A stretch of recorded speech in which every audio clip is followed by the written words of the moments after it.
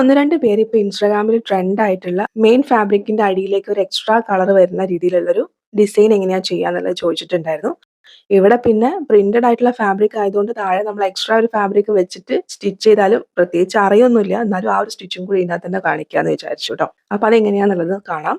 അതിന് വേണ്ടിയിട്ട് ആദ്യം തന്നെ ബാക്ക് പീസ് ഇതേപോലെ രണ്ടായിട്ട് മടക്കിയിട്ടിട്ടുണ്ട്.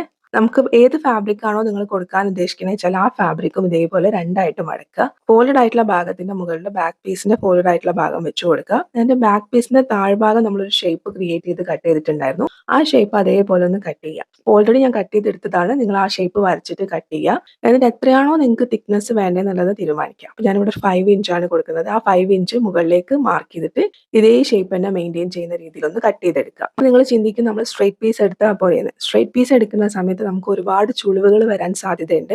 ഇങ്ങനെയാവുമ്പോൾ ആ ചുളിവുകൾ അവോയ്ഡ് ചെയ്തെടുക്കാൻ വേണ്ടി പറ്റും. അതുകൊണ്ടാണ് ഇങ്ങനെ കട്ട് ചെയ്തെടുക്കാൻ വേണ്ടി പറയുന്നത്. അപ്പൊ ഇതുപോലെ തന്നെ ഫ്രണ്ടിലേക്കും ബാക്കിലേക്കും 2 പീസ് കട്ട് ചെയ്തെടുക്കുക. ഇനി മെയിൻ ഫാബ്രിക്കിന്റെ മുകളിലായിട്ട് ഈ ഒരു പീസ് വെക്കുക. ഒരു 1/2 ഇഞ്ചിൽ എന്താണോ നമ്മുടെ ഷേപ്പ് വെച്ചാൽ ആ ഷേപ്പ് പ്രകാരം ഒന്ന് സ്റ്റിച്ച് ചെയ്യുക. അതിനുശേഷം നിങ്ങൾ സ്ക്രീനിൽ കാണുന്ന പോലെ നമ്മൾ ചെറിയ പൈപ്പിംഗ് പുറത്തേക്ക് കാണുന്ന രീതിയിൽ വെച്ചിട്ട് പൈപ്പിങ്ങിൽ കൊള്ളാതെ മെയിൻ ഫാബ്രിക്കിൽ സ്റ്റിച്ച് കൊള്ളുന്ന രീതിയിൽ ഒരു സ്റ്റിച്ചും കൂടി കൊടുത്തെടുക്കുക. നിങ്ങൾ ചെയ്യുന്ന സമയത്ത് നിങ്ങൾ വേറൊരു ഫാബ്രിക്കിലാണ് ഇതേപോലെ കൊടുക്കാൻ ഉദ്ദേശിക്കണമെങ്കിൽ കുറച്ചൊരു തിക്നെസ് വെച്ച് ചെയ്യുമ്പോഴാണ് കുറച്ചുകൂടെ കാണാൻ ഭംഗി ഉണ്ടാവുക കേട്ടോ. ഇവിടെ നമുക്ക് വേറെയും പൈപ്പിംഗ് ഒക്കെ വരുന്നത് കൊണ്ട് എല്ലാ തിക്നെസ്സും ഒന്നായിക്കോട്ടെ എന്ന് വിചാരിച്ചിട്ട് ഞാൻ ഓവർ തിക്നെസ് കൊടുത്തിട്ടില്ല.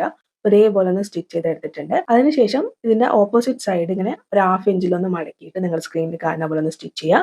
എന്നിട്ട് നന്നായിട്ടൊന്ന് അയൺ ചെയ്തെടുക്കുക.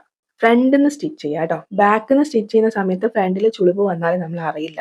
അതുകൊണ്ട് ഫ്രണ്ടിൽ നിന്ന് സ്റ്റിച്ച് ചെയ്യുക. അപ്പോൾ ഫ്രണ്ടിൽ നിന്ന് ഇതേപോലെ ഒരു എൻഡിൽ നിന്ന് അടുത്ത എൻഡിലേക്ക് ഇങ്ങനെ നിങ്ങൾ സ്ക്രീനിൽ കാണുന്ന പോലെ കൈ വെച്ച് ആ ചുളിവുകളൊന്നും ഇല്ലാണ്ട് നല്ല രീതിയിൽ ഒന്ന് സ്റ്റിച്ച് ചെയ്തെടുക്കുക. പതിയെ ചെയ്താൽ മതി. നിങ്ങൾക്ക് പെർഫെക്റ്റ് ആയിട്ട് തന്നെ കിട്ടും കേട്ടോ. അപ്പൊ ഇങ്ങനെയാണ് ഒരു എക്സ്ട്രാ ഒരു ഫാബ്രിക് ബോട്ടം ഭാഗത്ത് അതുപോലെ തന്നെ ദുപ്പട്ടയിലൊക്കെ നമ്മൾ സ്റ്റിച്ച് ചെയ്യുന്നത്.